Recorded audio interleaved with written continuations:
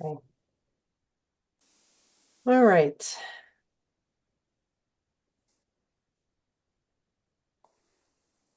getting all right. I think we're ready to go. Good morning, everyone. My name is Jen Hicks. I'm the Director of Communications and Outreach for Maine Woodland Owners. We are a statewide organization based in Augusta, and we are the only statewide organization that provides resources and advice for Maine's woodland owners owning 10 to 1,000, couple thousand acres.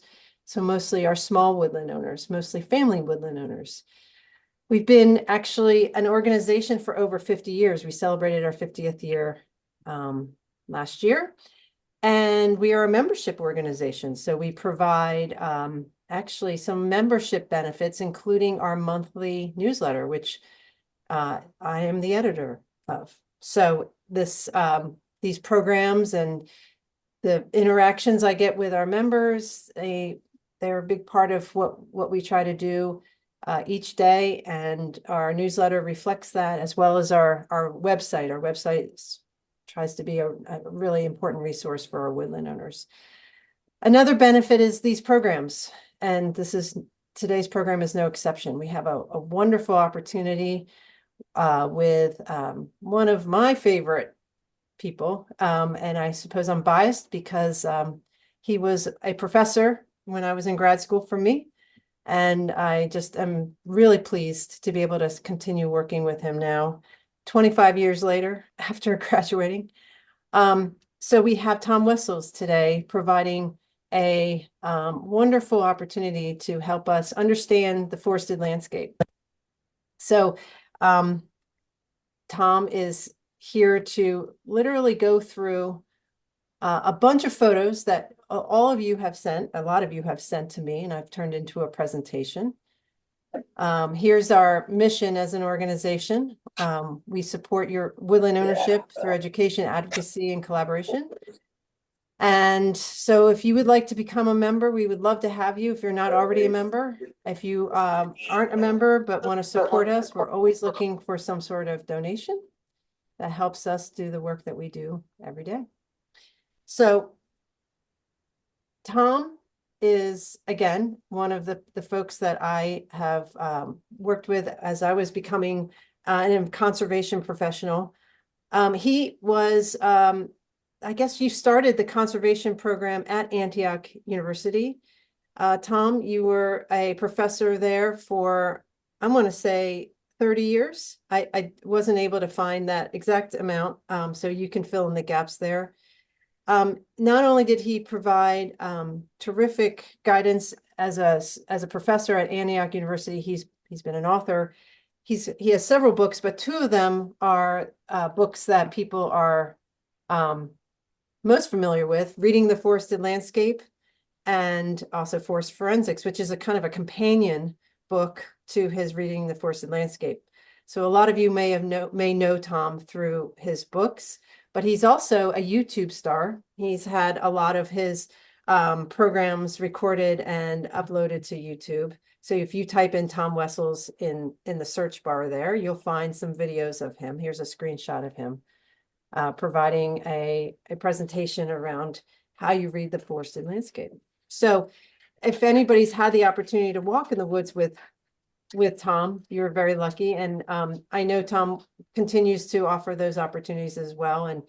And hopefully we will present Tom in an in-person, in the field program in the near future. So if he's so willing. So I'm going to pass the mic over to Tom. Before I do that, I do want to say it's important that we keep our mics muted, just so we have good, like I said, good audio quality. You're welcome to keep your video on the whole time.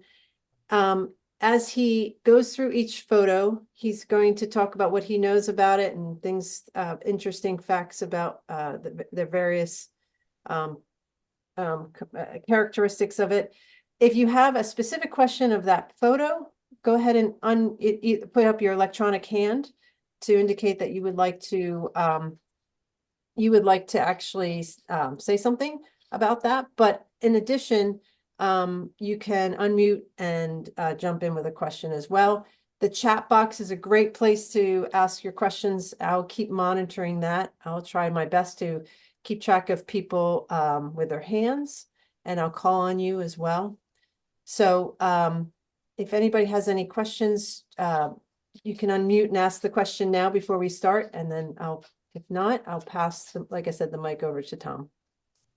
Is everybody all set? Tom, you're set? I'm all set. Yeah. Okay, I'm gonna start the presentation. Okay, let's go If you for want to it. provide any other information about yourself, please do. Thank you very much for being here. We're thrilled to have you. All right. Well, my pleasure. So, right away, when I see these cedars, and it says two cedar trees, my guess is it's actually one individual. Um, we have like a lot of our hardwood trees that if they get, if you cut them, they stump sprout.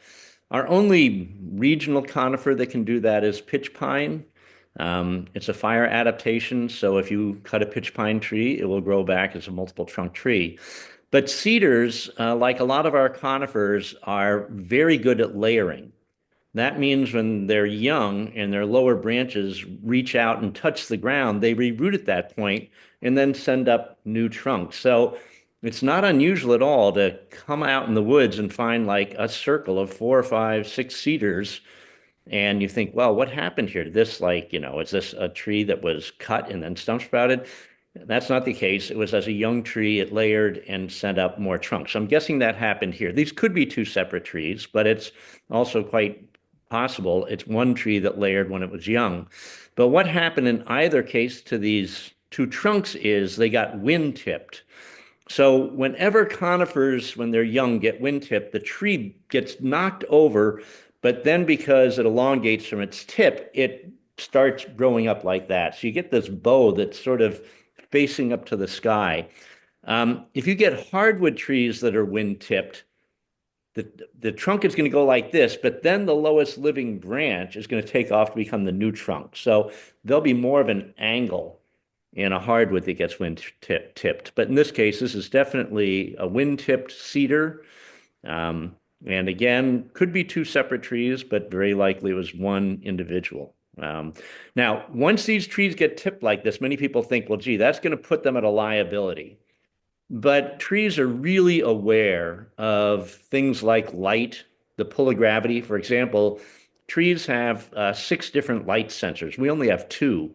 Trees have a broader awareness of light than we do, a much larger spectrum, but they're also incredibly aware of the pull of gravity. So once a tree gets tipped like this, it restructures its root system, its tension compression would, so that it'll be fine. And a tree like this, if nothing happens to it, could make it old growth status.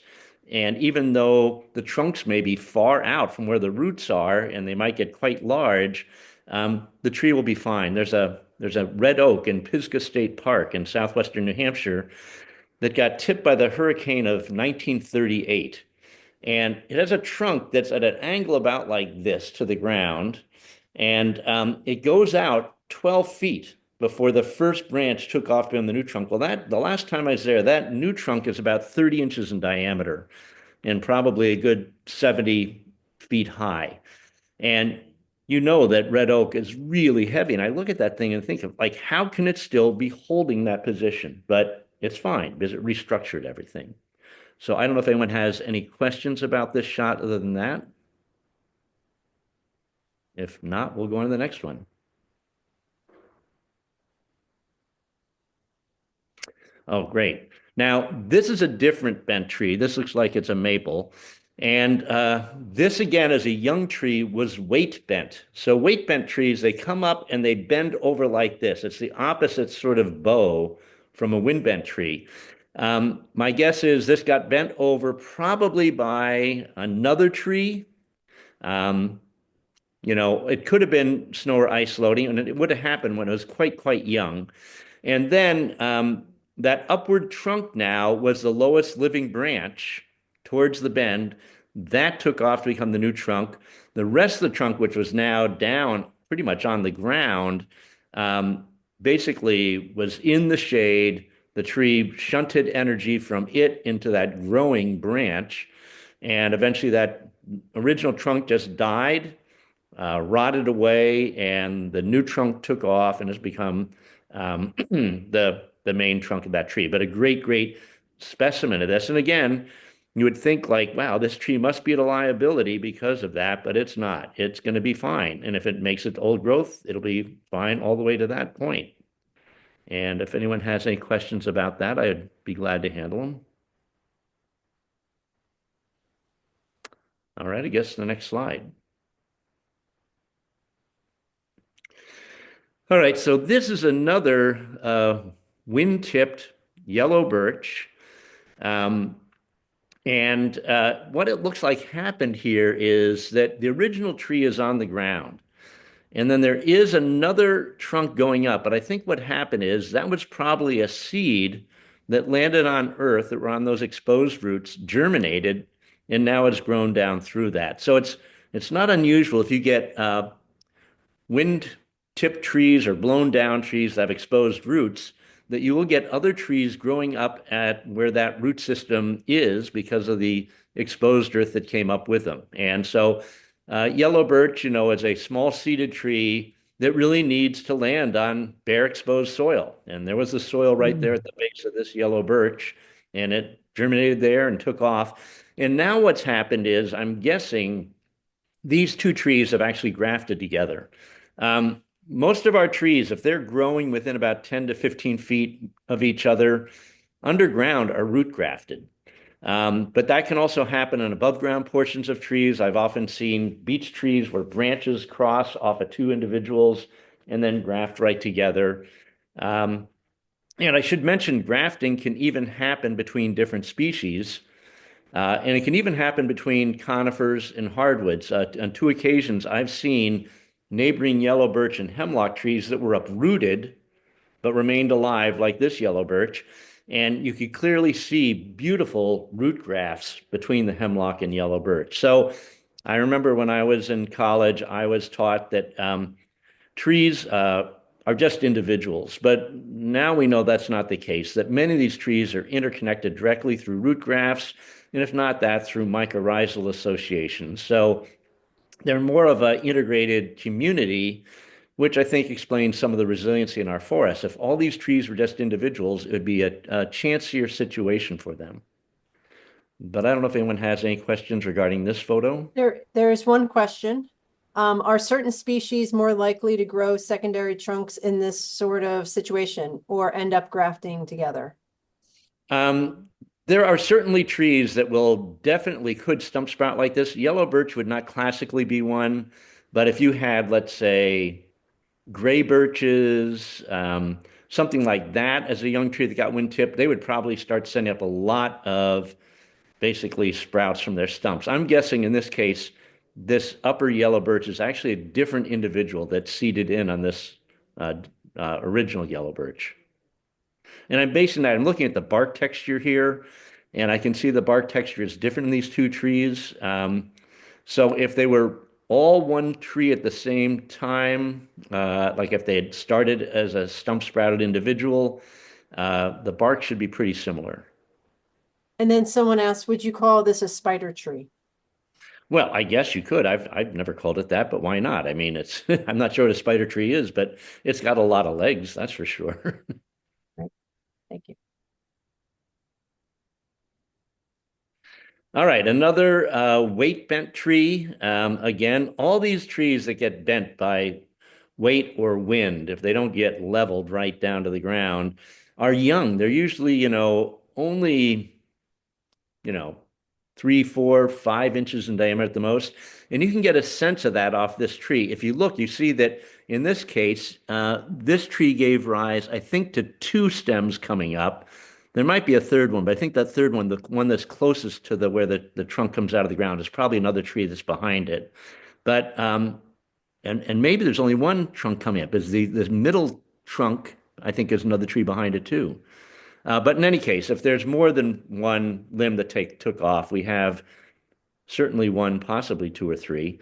But if you look at the end there, you can see the diameter of the original trunk, which I'm guessing in this case was probably about, maybe 5, maybe 6 inches at the most. Um, But again, there was not a lot of light available to that trunk once it got bent over like this. And so the tree invested in its lowest living branch to take off and grow up. Um, so I can see Bill saying, I took this photo. I can't see the rest of the statement. There are three trunks. All right. So three stems coming off it. Okay, that's what I thought. I wasn't sure because they're lined up with what looks like trunks behind them. But in any case, so three of them could take off. That's not uncommon. I mean, it's most common scenarios to just see one. But if the gap is big and there's a lot of light, then the tree will invest in more than one. Someone So there. also asked about what does the root structure look like?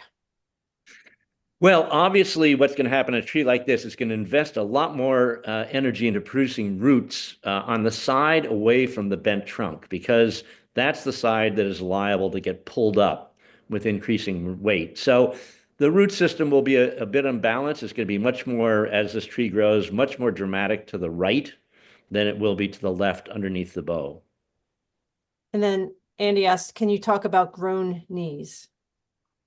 Grown knees. Well, I mean, I don't know about grown knees, but the knee is that area where that, let's say that last branch taking off from the trunk, that is the knee right there. It's that nice sharp angle that grows up where the old trunk was, but the new one took off. And I should mention that things like this, not so much in this, I think this is a maple again, not so much in a maple, but structures like that were great for providing ship knees for shipbuilding. So when you had these nice angle braces, they were very strong and could do that really well. Also, classic ship knees came from the root systems of trees, where the trunk comes down, then the roots go out. Then you get that nice angle cut too. And I remember when I was building my last house, we wanted some ship knees for a porch system that I had connecting the house to the garage. And a good friend of mine who's post and beam builder said, well, we ought to get, larch spruce knees because they're really rot resistant. They're really good. So he sent me to a place outside north of Augusta. I went out and there were a bunch of these already pre-cut ship knees lying around the field and they're covered with, you know, a polypore fungus and stuff. So I called my friend Rich and I said, Rich, these look terrible. And he goes, trust me, we're going to clean them up. They're going to be beautiful. And he did. And they were completely rot free once he cut out the outer wood and got down to the inside. They were beautiful and, of course, very strong and very rot resistant. And Bill said that this is a sugar maple and the root system was a lot more pronounced on the right.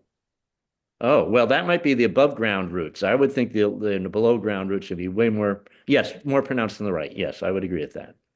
Okay, let's move on to the next one.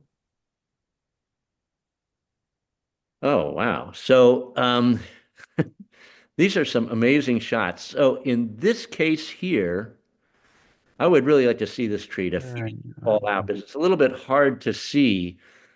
But obviously, I think what happened here is we might have had a tree that originally that's down rooted in the ground that right. tipped into the fork of Oh, another tree. And I think what right. happened then was the tree that was the forked tree grafted on to the tree that was still rooted, and then somehow the lower portion got cut or died or something else. But there's definitely a graft there that's holding that all together. Um, but anyways, if the person who took the shot could explain it, because maybe there's things we can't see here, that would be great. Anybody want to claim this? I'm not remembering who sent it to me. Bill said he took the photo many, many years ago. Well, it's quite, I mean, so Bill, do you think these were two separate trees that grafted in that notch? It was not a graft. The limbs were bent around. So you could actually see limbs coming out of one trunk and bent around. Yeah. And Bill, if you want to unmute, you can fill in the gaps here. Yes, the limbs were It was just one trunk, and the limbs were very distorted, but they did come from that tree, and they were wrapped around for whatever reason and then growing straight up. The part of the tree to the left that you can't really see had one more limb and then a lot of dead material after that. It was dying back. The two that are going straight up are actually fairly healthy. All right. I would love to see this tree in real life because I'm looking at that, let's say that right hand trunk that's going up. I'm seeing a nice seam in there, and that's usually not the case. If that grew out of the tree, you wouldn't see that seam. That's why I'm wondering if this could have been the crotch of another tree that this tree fell into, and then the lower part of the tree died and rotted away, but the upper part was already grafted. And did fine. The reason I'm saying this, I have seen on two occasions situations like this where trees have grafted above ground and then the trunk of one of them has died down below the graft and they become a single individual. But that's why I'd really like to see this in real life. All right. Questions people have about this? Okay, let's move to the next one. All right. All right. So, boy, this was like an anticipated thing. So here's two trees that clearly look like they got tipped and grafted together because what happens when two trees, if especially when they're younger, are over, sort of crossing like this, and the wind moves them, it'll rub through the bark, and then they will graft on. So again, whoever took this shot, did it look like they were actually grafted, connected together? Bill, was this one of your photos as well? Yes, it's one of my photos. They were not completely grafted, but they were working on it. And because it was X marks the spot, I actually looked for treasure below, but I couldn't find anything. Yeah. Well, too bad. Yeah, it may be that, again, if you took this a while ago, it may be that they're grafted now, but it's not uncommon to see above ground grafts like this. Well, this was actually in an area that was going to be tapped as a sugar bush, and the sugar bush operator removed those two trees because they're actually in the way of some other stuff. No, too bad. Okay, I guess next shot. All right, so this is a dead tree. I don't know the species, but what's really obvious is that the trunk is spiraling. So I think you can see as you look up, the spiral is turning to the right. Um, it's interesting.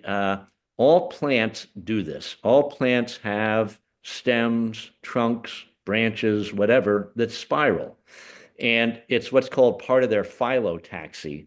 And what that means is, let's say if we're talking about a tree like this, as the tree grows upward, because of the spiral, the branches start getting offset. They're not right above and below each other. They get offset a bit, and this maximizes solar gain. So all plants do this naturally to make sure that leaves, twigs, branches don't lie right above and below each other where they had blocked sunlight. So again, it's called phyllotaxy. Every plant does this. Usually in trees, we can only see it if they are dead and they've dropped their bark, because the bark pattern, except in certain trees like cedars, doesn't usually express the spiral. You can't see it. It grows over it. And then once the bark falls off, it's clearly seen.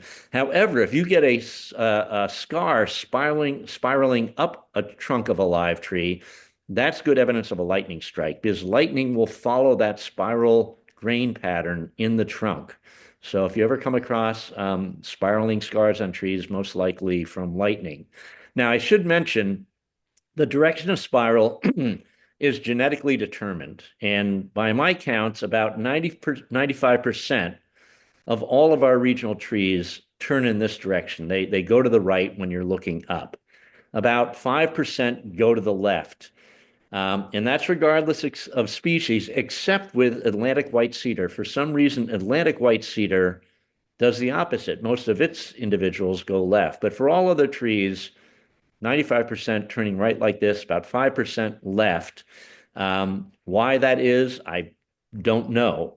But the other thing is that the intensity of the spiral is not genetically determined. That is environmentally determined. So if a tree is really elongating its trunk quickly and really growing out tall fast, it's almost like taking a spring and pulling on it, and the nature of the spiral is reduced. But if a tree cannot extend its trunk quickly, because maybe its canopy suppressed, it may be wind stunted, it may be an open grown tree that's not growing up but out, or it could be an old growth tree that has stopped elongating. Then they start developing very pronounced spirals. So I know up here over on MDI that there's a lot of cedars in the national park that have intense spirals. I've come across some specimens that will make a complete turn in about 3 feet. And they're usually pretty small, like maybe 8, 9, 10 inches in diameter. I've gotten permission from the park if they're dead to core them, and I've gotten trees that are, only 8, 9 inches that are over 200 years of age. So uh, oftentimes you see really intense spirals on trees.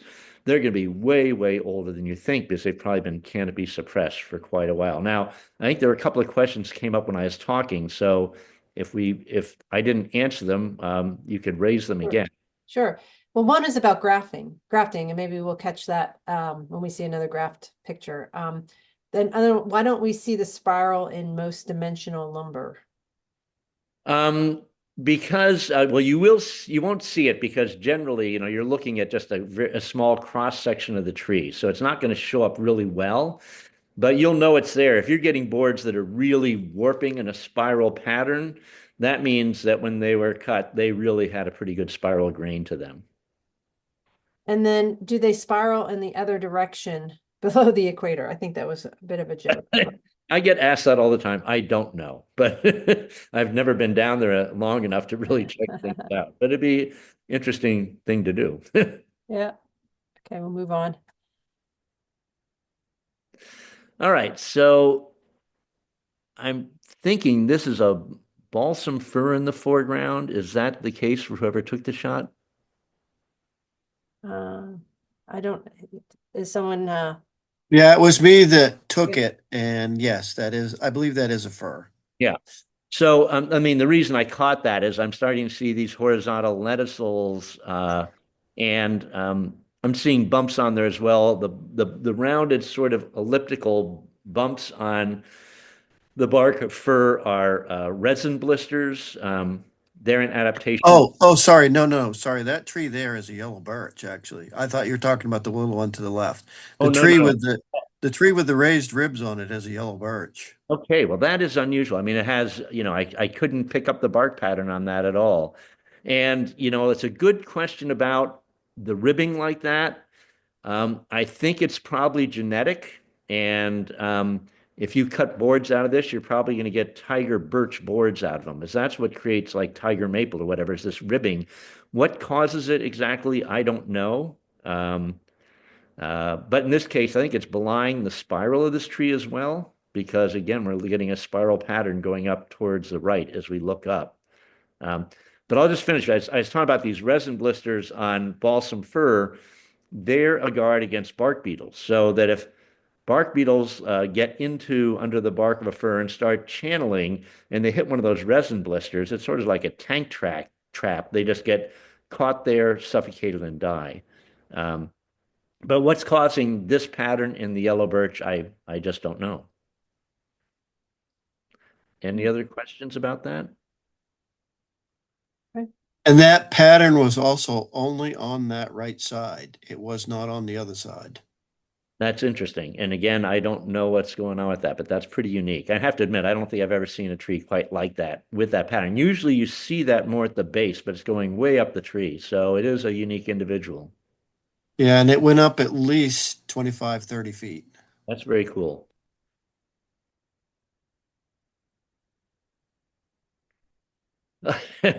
Well, obviously, when this tree was young, someone threw a wagon wheel over it, and it's now, the wood portion's rotted away, and there's the old rim of the wheel.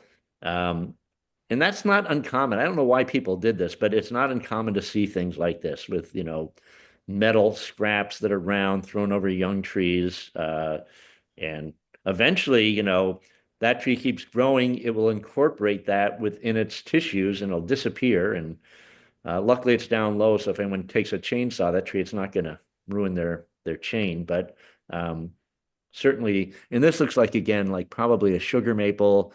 That this happened quite a while ago. I'm guessing that tree is probably getting up towards 80, 100 years of age. So this probably happened was a pretty young tree, obviously maybe less than 8 feet tall, so someone could reach up and drop this over it. Um, so who knows why they did it? Might have been just a child that just thought that was a cool thing to do. Not sure. And yes, it is a sugar maple. Okay. So is that now? So now this looks like a beach. Um, but Yes, again, yes, that is a beech. okay. Now, beach, it's not unusual to find this rib pattern. And it's, again, I don't know if it's the same thing that was going on with the yellow birch or not.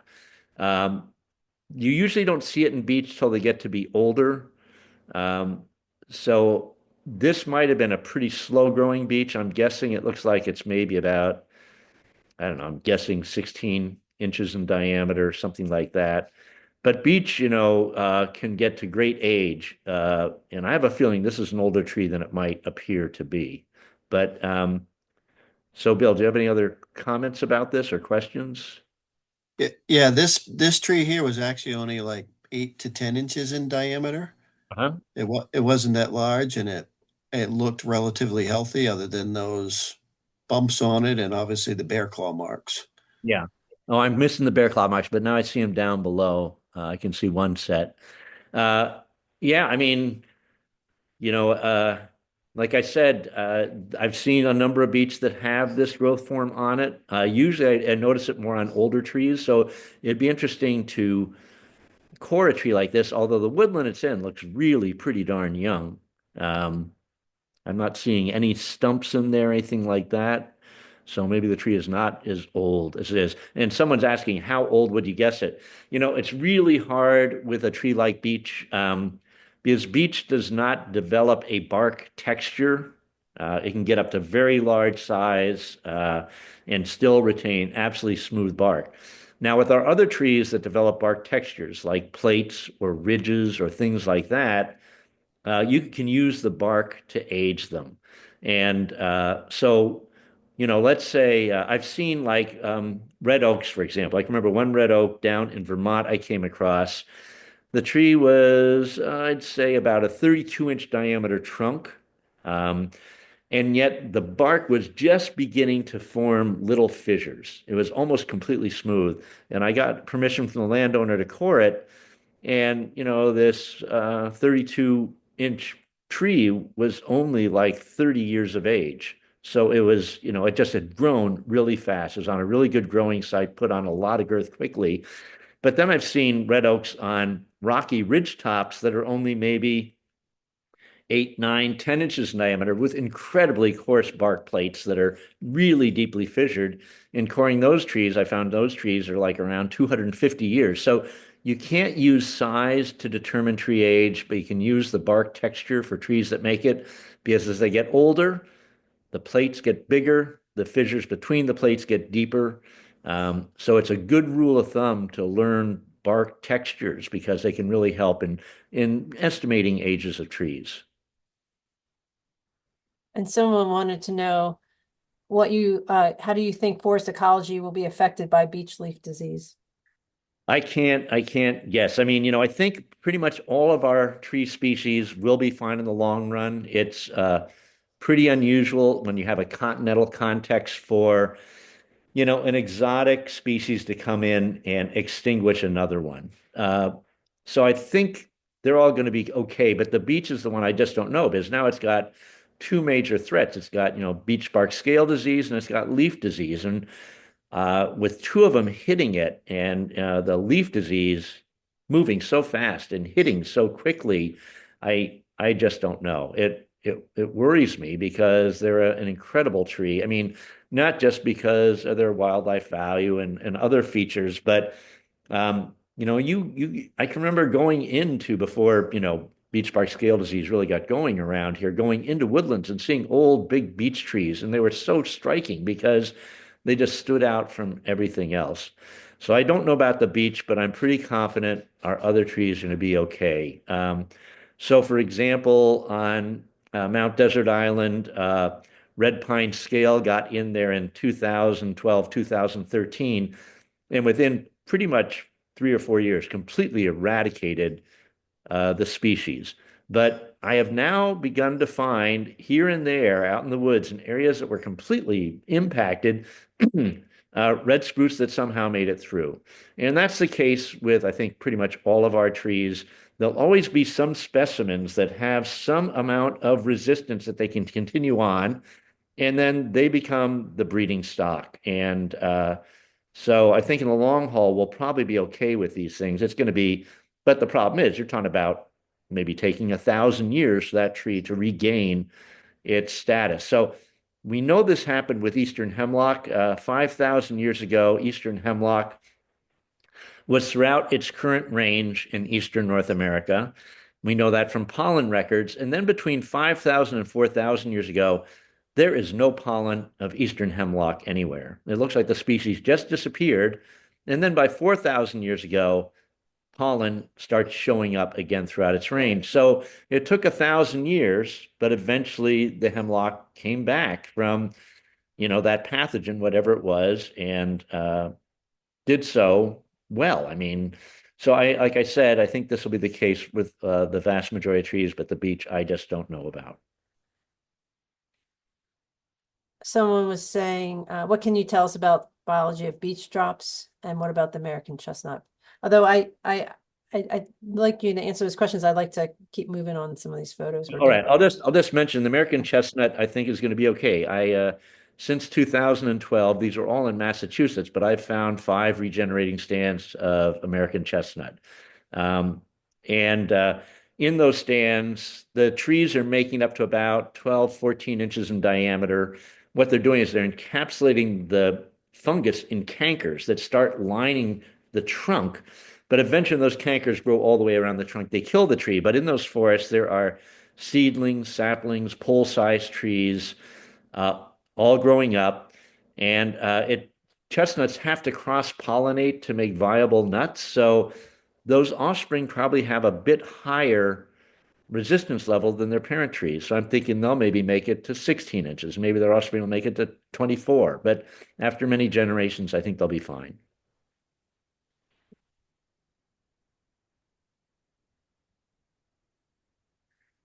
All right, so this is a stilted rooted tree that grew up, I'm guessing, on a stump because there's no mound here or anything like that. Oh, no, excuse me, I have it wrong. This is a two trees. These are two trees, definitely.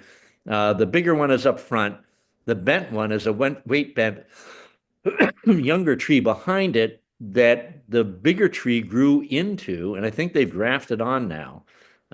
So if whoever took this can confirm that, that's what it looks like to me. That bigger tree up front, coarser bark texture, the weight bent tree smaller, and I think now grafted on behind the trunk of that larger tree. And that is correct. The smaller tree did graft on the back of the larger tree. Cool. And this is a good time to ask the question, are thin bark trees more likely to graft, or is it really any tree that is young before tough bark is formed? That's a really good question. I'm guessing thin bark trees are going to be more likely to graft because it's going to take less effort to work through the bark um, to get to the tissues that can graft. And certainly, in terms of above ground grafts, the vast majority I've seen have been with American beech, which does not have that thick of a bark either. So I'm guessing that may be the case. I don't know for sure, but I think that's a good hypothesis.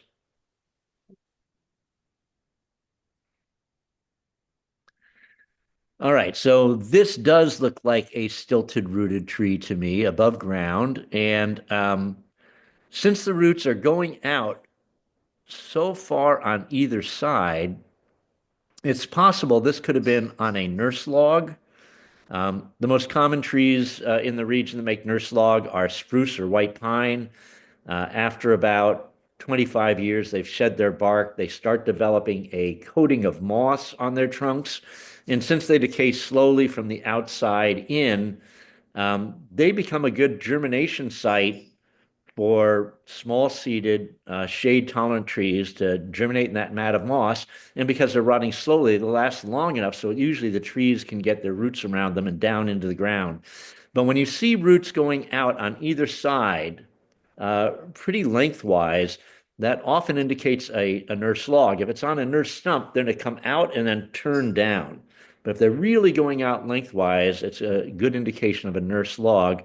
Um, the thing is, I can't see the whole image here. So I guess whoever took the shot, can they say were those roots going out pretty far on either side of the trunk? Yes, they did. They went out quite a ways. Yeah, so I'm guessing that was definitely on a nurse log. And if you get more than one tree growing on a nurse log, you'll get a line of trees, all above ground roots like this, that start then grafting together along that line. But that's my guess in terms of this image.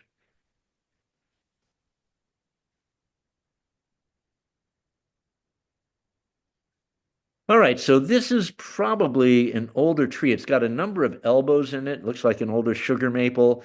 So that lowest limb on the left is growing out. There was a breakage point there, so you get that elbow or knee there. There's another one behind it going up and bending over to the left, another knee there. Generally, if you start seeing let's say if you had beech trees, which don't develop a bark characteristic you can use to age them, if you start seeing beech trees with lots of elbows in their canopy, they're probably pretty darn old because they've probably been around for a lot of different snow and ice loading events that have built up all these, elbows and knees in their branches. So um, that's what's happening here. Since these two limbs are sort of similar sized, although I guess the one that's behind the branch that came off of it going up is way, way smaller, it looks like, than the one up front. If that's the case, then these would be two different events. Um, so that, so I don't know if whoever took this shot, if that one that's bending over to the left and has a branch coming off it behind the trunk up front, if that's smaller diameter, that would be pretty good evidence of two different events. Those limbs are actually about the same diameter. All right, then it'd be the same event.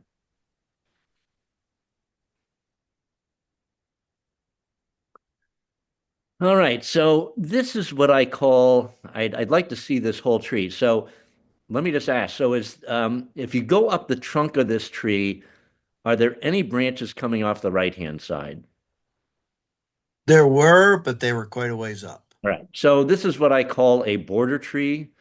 A border tree is usually a tree that grows right on the edge of an open area in an area that was forested at the time it was growing up. So again, trees are really aware of light. So on the forested side, where there's not much light, it doesn't invest a lot of energy in growing limbs. It starts putting them off, in this case, on the left-hand side of the tree, growing out into that open area.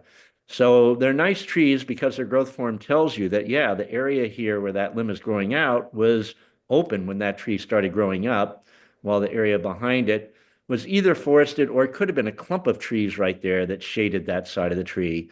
But I think if you see a difference in forest structure composition on either side of the tree, then it's probably a good example that it was probably forested when that tree grew up.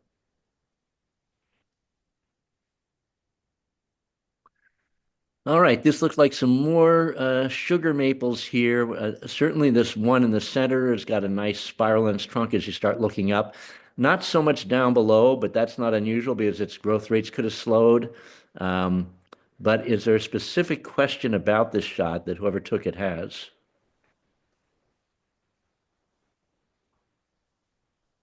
Hi, Tom. I took the shot. And no, it was just the first time that I had really seen such a fabulous spiral, and I'm glad that you had covered it with the earlier ones.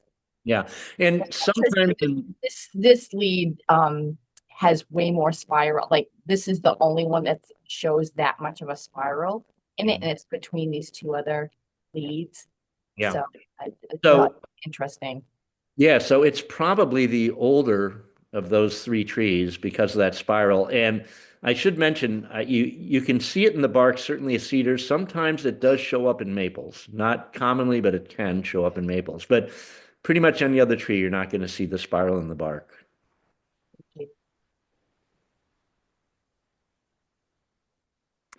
Wow, now this is really a cool bark pattern, and I am not sure the species by looking at this close up. So if whoever took it has a question or a comment, that'd be great.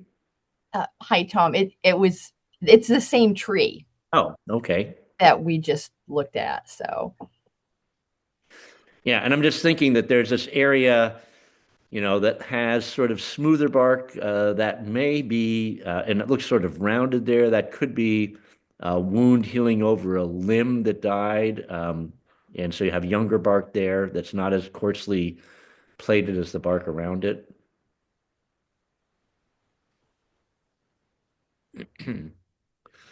All right, so this looks like we have a mistletoe here.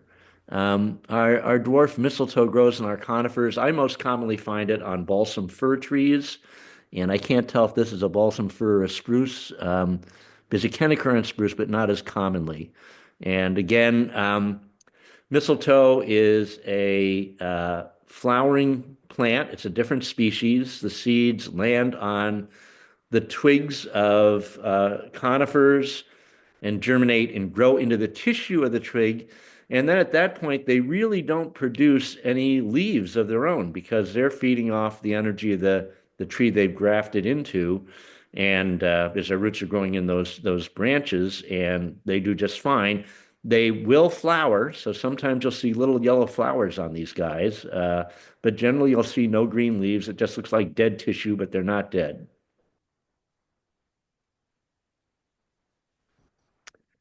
All right, so here's most likely the work of a porcupine or possibly a beaver if this is not too high off the ground.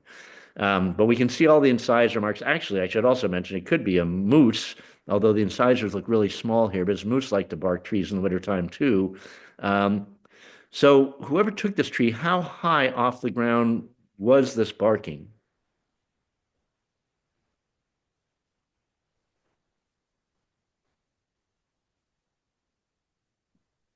Well, my guess is I'm going to go probably for porcupine because they really do this. And the question here says, I thought chewed by porcupine, but the bark was chewed off all the way to the tip of very small twigs. Yes, they would do that. They would pull them down and just bark them like that. So Wow. near here, there's a place called the Surrey Woods where this past year, porcupines really went into the paper and gray birch, all pretty much young, sapling trees, and they pretty much debarked the whole tree, branches and all the way up. So it's not Wow. uncommon to see this. I mean, um, yeah, I've never seen it in birches before. I usually see them doing this on beech or pitch pine, but in this case, this looks like it might have been a maple they went after. Yeah, I think it's a sugar maple, Yeah, yeah. and that's about 5 feet off the ground. It goes right up to the tips of the twigs, which are only an eighth of an inch. Yeah, no, that's definitely porcupine. And there was a Wow. question about why they have certain favorites. I don't know. Like, their favorite browse tree is hemlock. They're the two favorite trees that I've noticed they bark are pitch pine and beech. I've seen more barking of those trees than any others, but here we have now a sugar maple and, like I said, in the Surrey Woods, paper and gray birch, which I'd never seen bark before. So, um, maybe if we look more, we'll find more species and maybe they don't have favorites. But in any case, it's not uncommon to see this.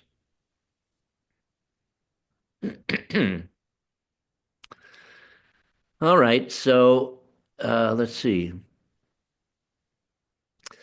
All right, so we're looking at the stone wall here, and the question is, it looks like it's only running about 20 feet. Is that correct? That particular one, yes. I'm sorry, I didn't catch that. Yes, it's run 20 feet is a good guess. All 20 right, feet, yeah. okay.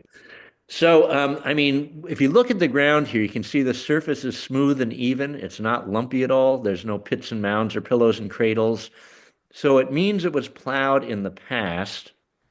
Um, but the thing that's intriguing is that the run is so short. And I'm not seeing any other rock work anywhere around there. So in this site, I'll ask another question, Don. Is there any other stonework in around this site anywhere? Any other sections of rock wall or stone piles or anything like that?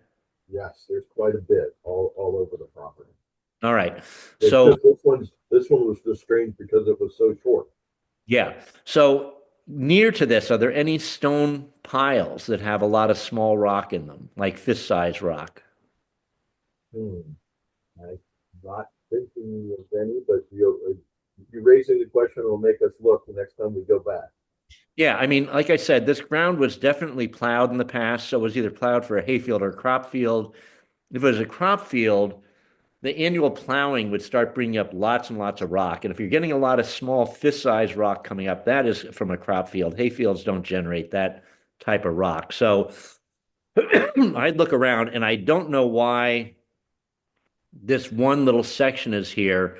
Um, it's a sort of site that if I was around near there, I'd go out and check this out because sometimes short sections of stone work like this are not related to agricultural purpose, but are indigenous stonework. The stone walls indigenous people made, I don't know their function, but they were often only 100 feet or so long at the longest, and they almost always curved. So when I see little bits of something like this, um, then I usually go around and start searching some more.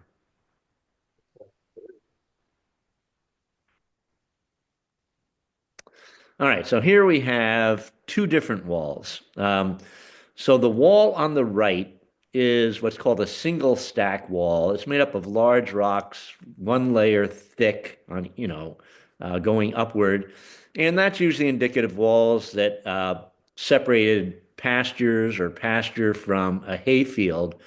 But the wall on the left is a double stack wall. That means there's two rows of pretty big rocks on each side, but the middle is infilled, I'm guessing, with a lot of small rock, a lot of small fist-sized stones.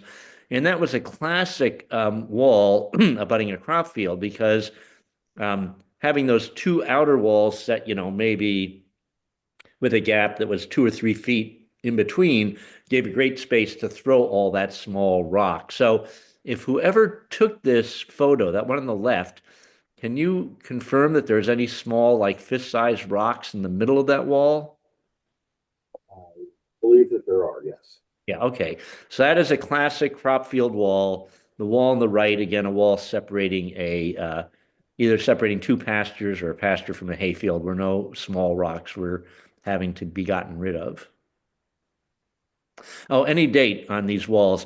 Pretty much all our stone walls date from early 1800s to about 1870. So you're looking at about a 50-year time frame where all these forest stone walls were built, unless they're estate walls that somehow the estate was abandoned. Then there'd be really nicely made walls.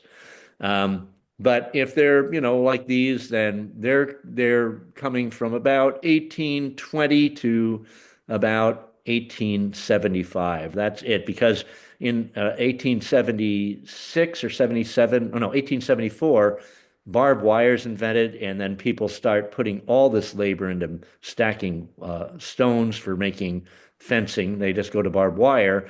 And before 1820, there was still plenty of forest land, and the preferred fencing was zigzag split rail fencing. Farmers could put up 10 times as much of that a day as stone fencing. It's only when we get into really massive agricultural expansion in the early 1800s that there's no longer enough wood, and farmers go to stone dumps to bring back rock to make into these stone fences. And I should mention, these fences usually only go up maybe 3 feet or so. Um, but what they do is they'd have cross poles and a rail up top that would get them up to more like around 4.5 to 5 feet. And that was enough to keep livestock in pastures and out of hayfields or crop fields.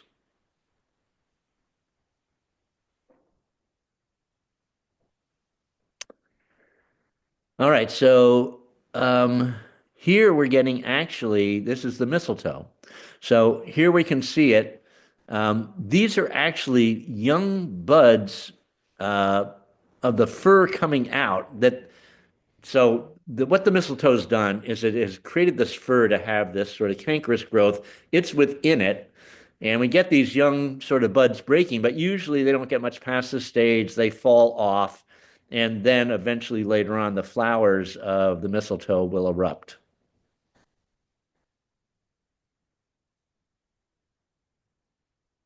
And I should mention, this is happening in the early stages of the mistletoe. Eventually, it'll get to the point where these branches can't produce even nubs of leaves anymore and just become looking dead year round. But they're not. In there is the mistletoe, which then will flower out of them. This was Nancy's Yeah, pictures. can I Yeah. just ask? Thanks so much, Tom. Right. So are we the tissue that we're seeing right there is not it's not actually mistletoe tissue, it's the tree itself. It's what it is. Initially, it's the tree itself, but the mistletoe is all inside of it. And Okay. eventually, it will get to the point where all the energy is going to the mistletoe. The tree won't be able to produce any needles.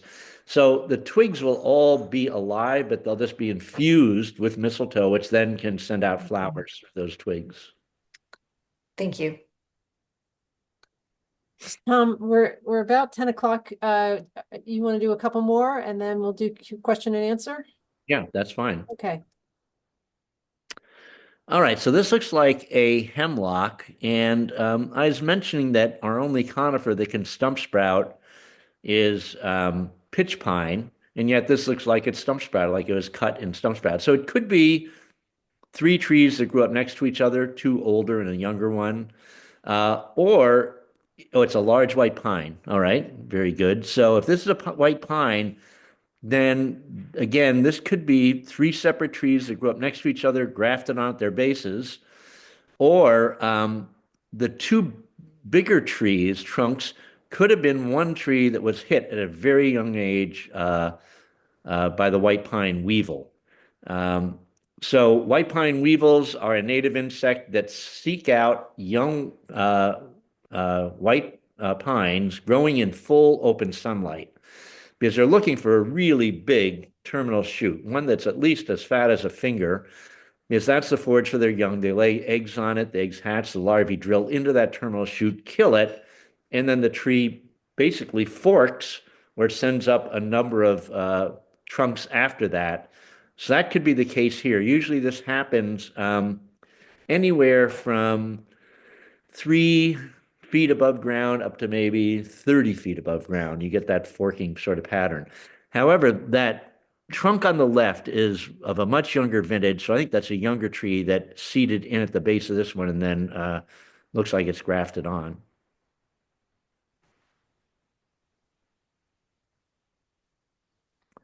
All right.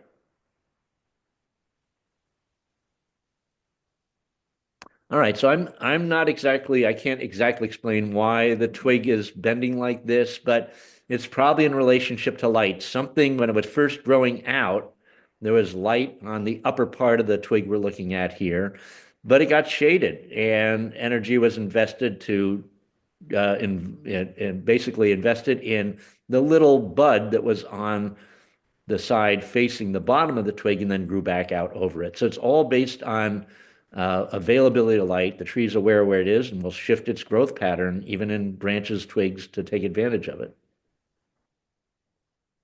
All right, we'll do one more. Right. These are too good. All right, so we have, I'm seeing a larger tree back here. I can't tell the species. It could be another white pine that got weevil hit, or it could be a hardwood that just started branching out its upper canopy at that point. Certainly the limb on the or trunk on the left has an elbow in it. There's a breakage event there, but I don't know if there's a specific question the person who took the slide has or the photo.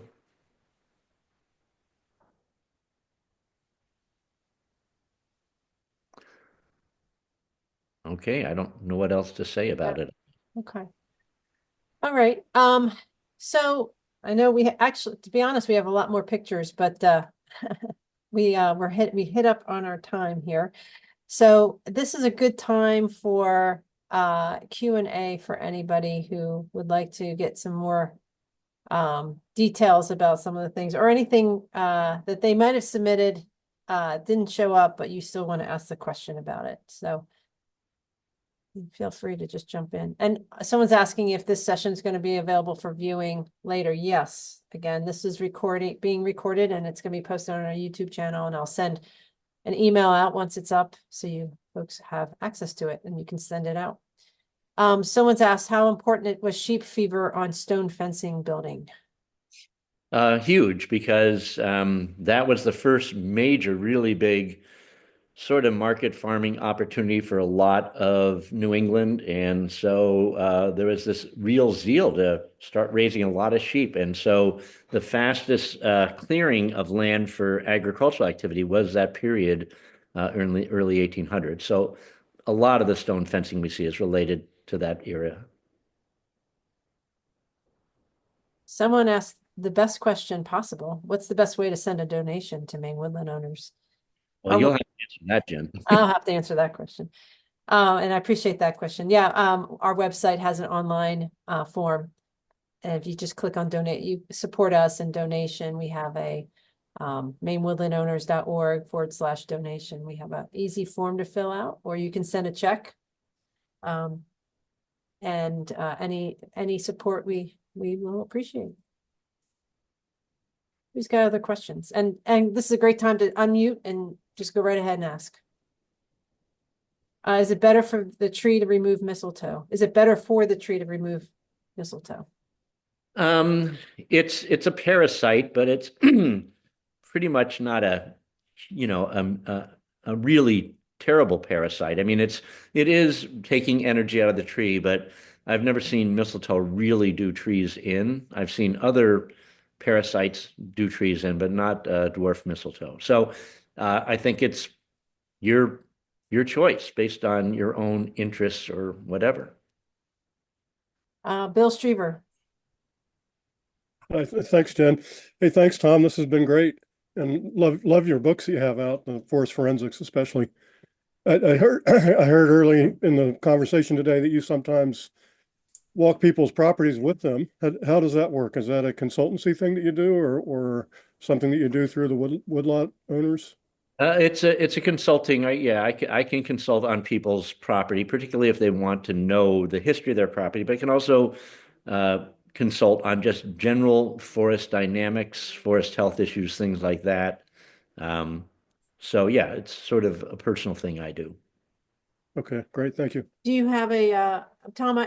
You don't have a website or any? Okay, so I would. No, I don't have a website. I get way too many requests for things I could begin to handle. So I intentionally don't have a website. But if people want to, get a hold of me, they can just use my email, which is twessels@antioch.edu. And I'm sure Jen can post that somewhere. Sure, that would be great. I'll add that to the email follow-up. Ralph, and I'm sorry we didn't get to your picture. I know you were interested in and maybe I can get Tom to weigh in, but Ralph was showcasing his kids and a very interesting feature on his property. Mm-hmm. Hi, yeah, thank you. That's okay. I understand. We're pressed for time. But my question is about that. In my woods, I find lots of huge boulders, like the size of cars, sometimes, a little smaller, but sometimes stacked on each other, sometimes alone. Is it safe to assume all of that is the work of glaciers in the past? Yeah, that's definitely the work of glaciers. Glaciers moved a huge amount of rock, and actually, I think the largest glacial boulder in New England is the Madison boulder in Madison, New Hampshire, which is a boulder that's 80 feet long, 40 feet high, and about 40 feet wide. And Wow. yeah, it's a big one. Yeah, thank you. There's a question in chat. It seems to be less understory in forest than in my 30-year memory. Seems to be less understory in forest. Do you see that as well, Tom? Yeah, I mean, certainly in areas where we have high white-tailed deer populations, that's definitely the case.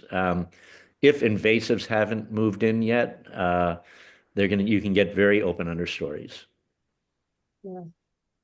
And then someone asked about your thoughts on EAB and woolly hemlock, woolly adelgid. I think the tree is going to be okay. So I know, like in Massachusetts right now, woolly adelgid was a real, when it first hit, it was really worrisome. But now hemlock scale is worse, and the adelgid is not that bad. I remember, uh, you know, what we're finding with woolly adelgid, there's a lot of hemlocks that can survive it and resist it. The sad thing is that in many parts of New England, a lot of our old growth stands have a good portion of hemlock in it, and those old growth trees can't withstand it. So we're losing a lot of old growth hemlock, but hemlock I think will be fine. And same with EAB. So, You're very optimistic. well, I mean, you have to look at things. I mean, as an ecologist, I've been trained to look at things in larger context to get a better sense of what's going on. So I start looking in terms of things like these tree pathogens at larger context, historical context we have evidence of, and it seems that trees come back. So that's why I am more confident. And then I'm not saying that in the near term it's not going to be a real bad problem. It's going to be a very bad problem, but I don't think it'll cause extinction of species. Someone asked, I understand that gray and white birch hybridize. Is that true? I wouldn't doubt it. I mean, a lot of trees hybridize within their genus, so I wouldn't doubt it. I haven't seen an individual that has characteristics of both. I haven't encountered that, but if I did, it wouldn't necessarily surprise me. Like if I came across, a tree that had really shiny, triangular, strongly triangular shaped leaves, but had peeling bark, well, that would definitely be a hybrid. I haven't seen it, but it could occur. Great. We have a few more minutes for anybody who has questions, anything. This is kind of like Stump the Chump from Car Talk. Sometimes you do stump them, but often you don't. Let me just say, and if people are formulating questions, I often do this, and the quality of slides not as interesting as this group. There were some really, really good, intriguing shots that we got to see today. So thanks to the people that submitted them.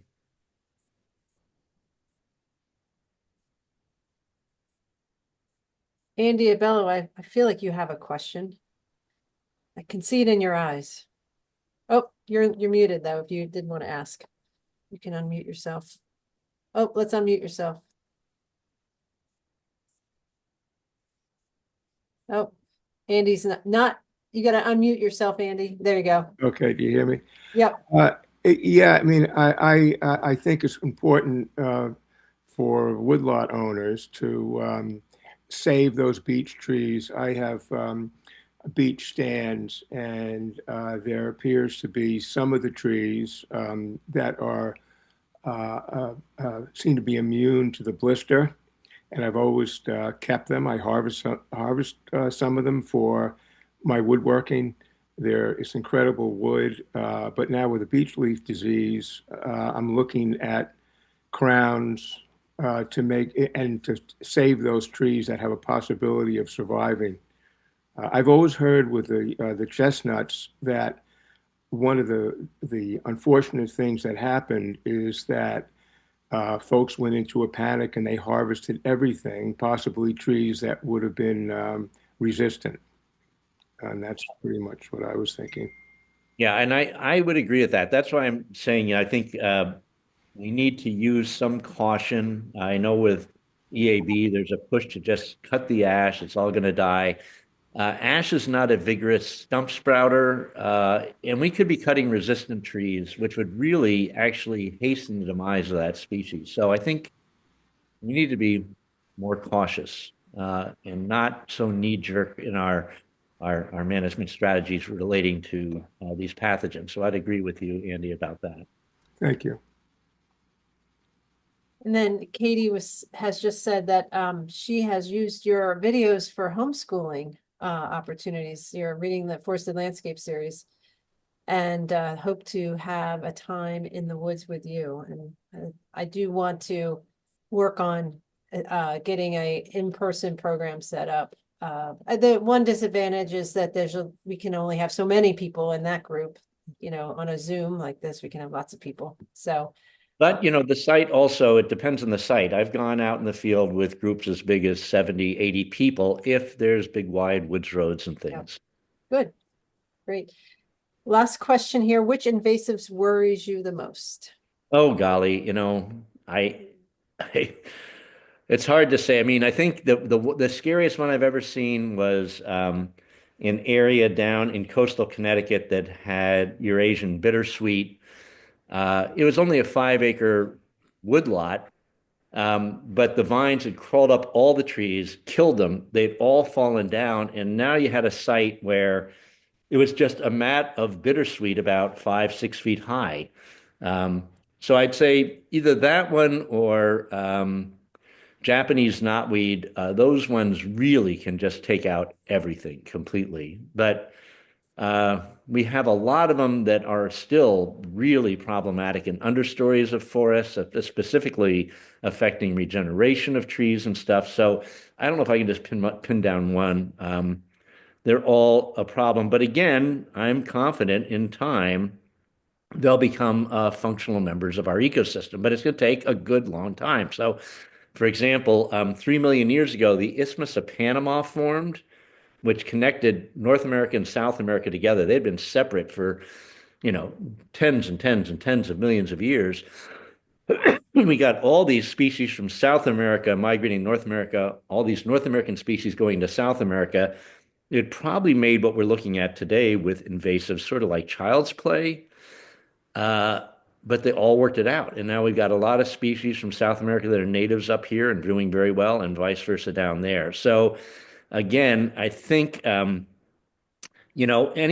species that are doing things that are energy inefficient, which a lot of these invasives are doing actually to themselves, creates selection pressures, which pushes them to adjust their ecologies to not do that. So I'm confident in time nature will correct this. So it's happened before and it works itself out. We just won't see it in our lifetime. No, we will not see it in our lifetime. That's what I'm saying.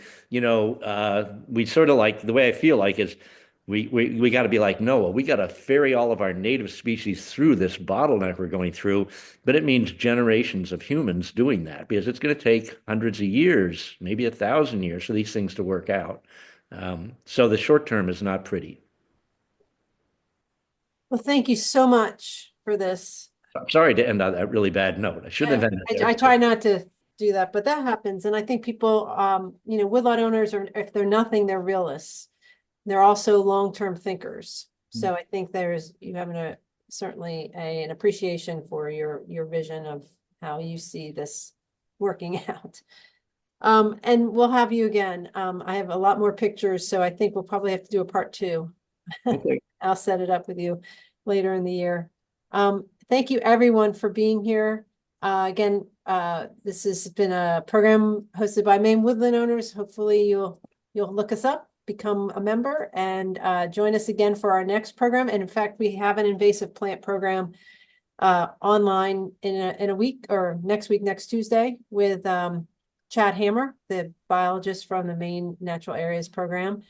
And that should be very good as well. A little depressing, but he will give us some ideas about management and controlling invasive plants in your Maine woods.